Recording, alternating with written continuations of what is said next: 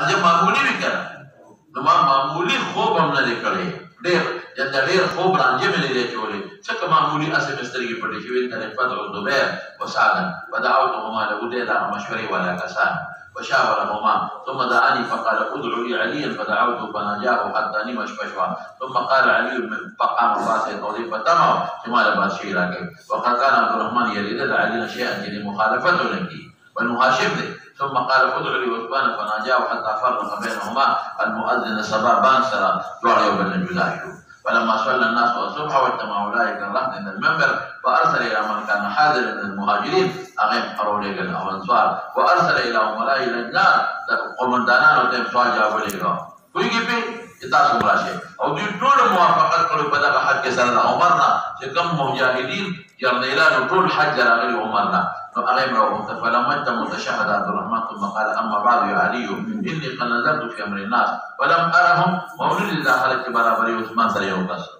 ما خلق ترډیر مطلب یادینو چې عثمان احدن ولا تجعلن على نفسك سبيلا للمخالفه وقال ابايعك نبيع عثمان تويتا تربيعاتكم على سنه الله الى مناسبته ورسوله والخليفتين عمر او ابو بكر وبايع عبد الرحمن وبايع الناس والمهاجرون صاروا وراء الناس والمسلمون والبشيشة باب بايع مرتين وذكر تنقول شجابا وبه قال حدثنا ابو عاصم بن يزيد بن ابي عبيد عن سلمة رضي الله عنه بايع النبي صلى الله عليه وسلم جاءت فقال لي يا سلمة لا تبايع قلت يا رسول الله صلى الله عليه وسلم بايعت في الاول قال وفي الثاني وبيعت الاعرابي وبه قال حدثنا عبد الله بن مسعود عن مالك सात नंबर 5 के सात महामत दो कसान ने जिमुगे ने पेजनो नासी सुब हां शामिल गरी आज सही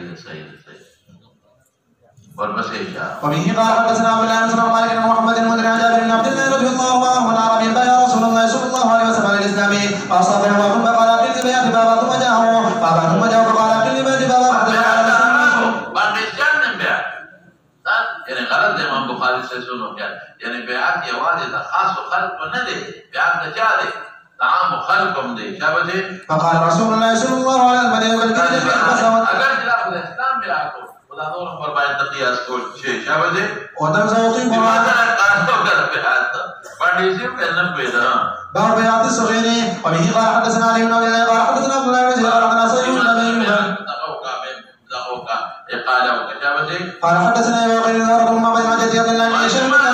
قولنا ما شمال بنا كاي ندا بالغ د بیات څه ضرورت ہے اوسم اذا تل سوکالونه کوي دی خاطر شرط کړي نوټي نه بلکې په خبر نابالغ ورپسې وكان قد ترك النبي صلى الله عليه وسلم يقول له بتحبه الى رسول الله صلى الله عليه وسلم قال يا رسول الله صلى الله عليه وسلم قال النبي صلى الله عليه وسلم وصغير فمسح راسه ودعا وكان يصحب شكل وحده لبيانه فهو من بعد ثم استقر المعطى وبه قال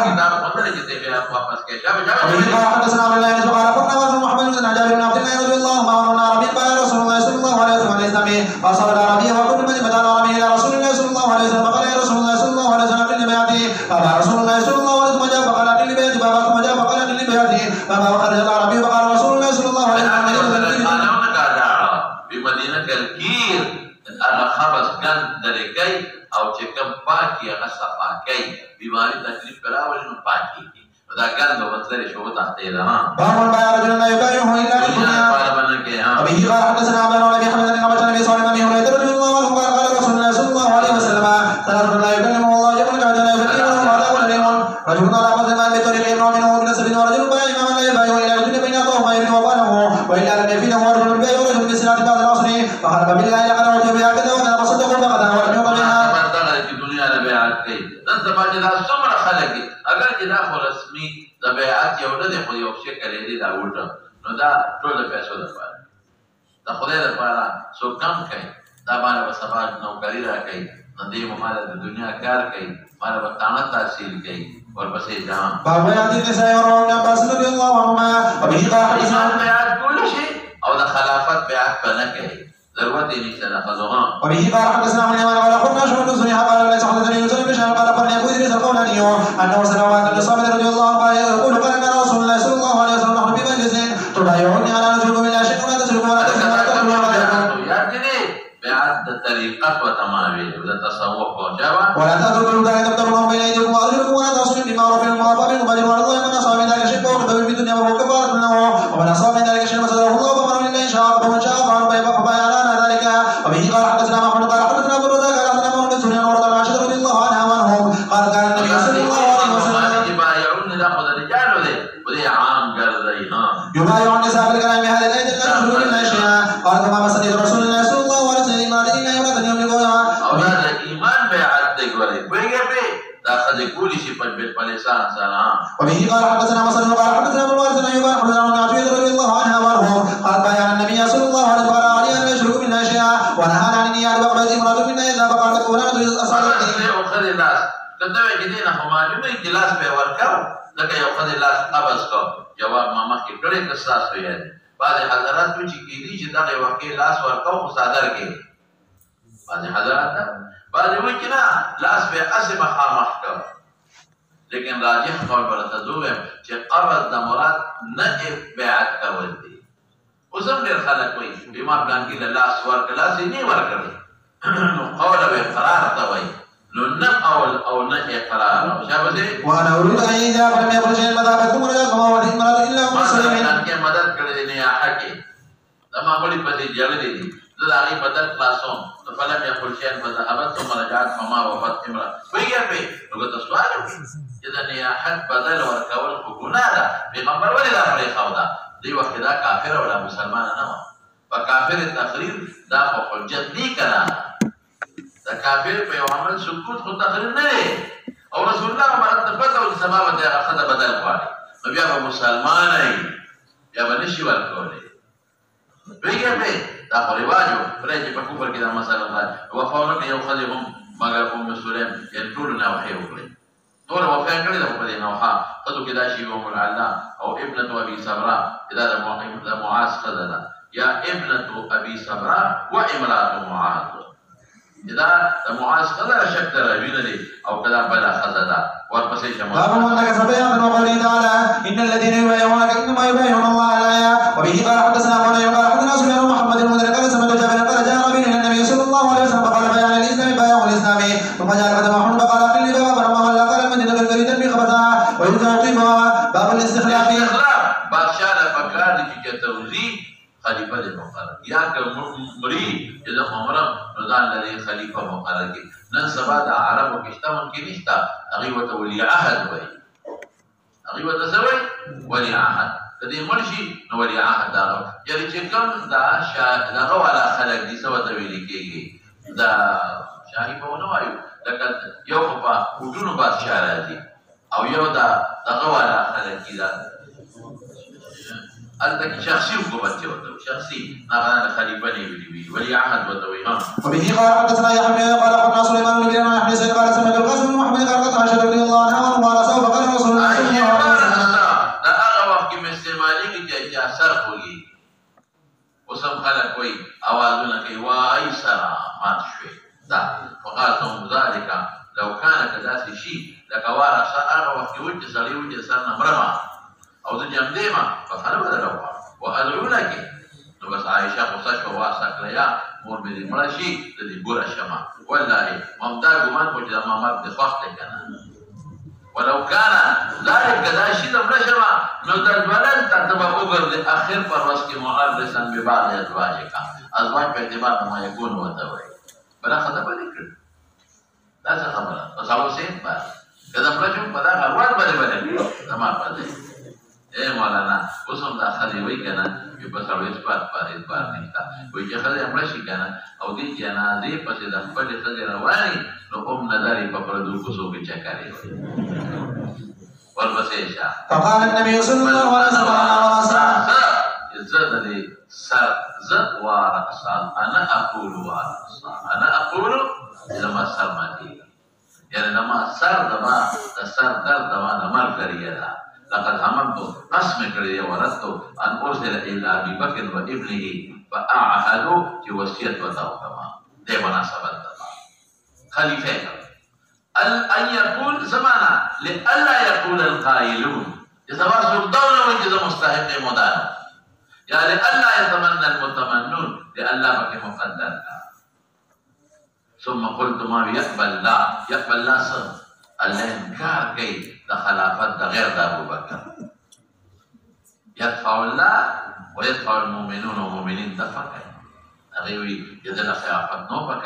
أو يدفع الله ألا دفعك لخلافت غير أبو بكر ومؤمنان الكارك والبسيط وبه قال حدثنا محمد بن يوسف قال حدثنا سفيان عن هشام وقال من عبد الله بن عمر رضي الله عنهما وقال كريم عمر أن تستغرب وقال إن يستغرب فقد استخرب من هو خير من أبو بكر خليفة نسب له مال الجواز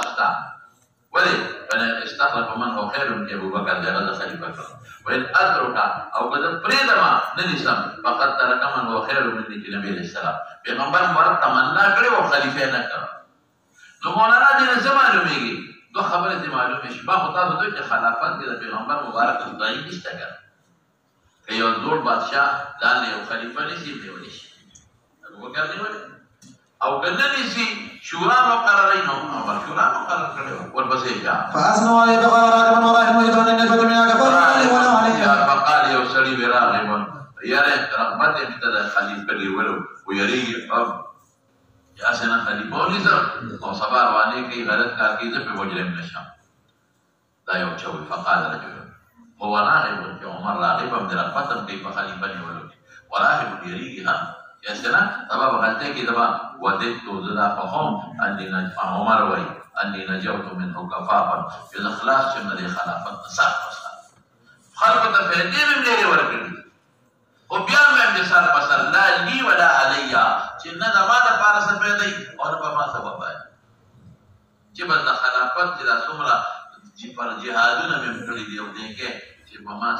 اس دې د دې پیدا نه غواړم او چې وبال می سبا سودونه ما سره ظلم کړی ما ته حق نه دی رسول او سوي لا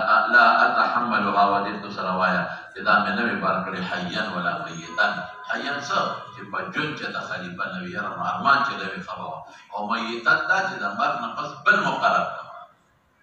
د په شی په خبره حيا خو د خلیفہ په خپل جوړیږي او ميتا په خپل نه جوړیږي زمانہ چې بل مقرر کوم چې دا بار وسر روانه وبه قال حدثنا ابراهيم بن موسى قال حدثنا هشام بن عمر الزهري قال اخبرني رسول الله النبي الله اكبر وانه سمع خطبه عمر لا تدحني رسلا بل وذلك الغداء من يوم توفي النبي صلى الله عليه وسلم وتشهد ابو بكر ثابت لا يتكلم قال ابو ارجو ان يعيش رسول الله صلى الله عليه وسلم يدعونا يريد بذلك ان يكون اخر ما زمنا بس مرشي دا يوم چې حضور پاک زمنا بس مرشي يريد بذلك ان يكون اخرهم چې اخر د ټولو نبی فيكون محمد قد مات فإن الله قد جعل بين أذركم نورا تهتدون به جاء القرآن اشتكر وذا الله محمد هذا الله محمد وإن أبا بكر صاحب الرسول وثاني اثنين وإنه أولى المسلمين بأمورهم فقوموا ببايعوه وذا أنا شفا دين مخي أنصار بيعات وسلام اليوقات تغير نفس وكان طائفة من قد بايعوه قبل ذلك فصير كيف ذهب المساعدة كما نتبعك حين فصلت عمر ومنبر لا نقر وكانت بيعة العامة على المنبر قال الدوري عن نفسه سمعت عمر يقول لبني يومئذ اصعد المنبر فلم يزل حتى صعد المنبر مبايع الناس عامة بيعة عامة شابت وبه قال حدثنا عبد العزيز بن الله قال حدثنا ابراهيم بن صالح عن ابي محمد بن جبير بن ابي رضي الله عنه قال اتت النبي صلى الله عليه وسلم ورد فتكلمت بشيء فما ترجع اليه فقال يا رسول الله صلى الله عليه وسلم ارايت ان جئت ولقد لك ان تريد الموت حضور الباب بما وفات شبه نسوي ورد قال إن لم تجديني فأتي أبا بكر ما شاء الله لا صريح إشارة خلافة أبو بكر ده كذا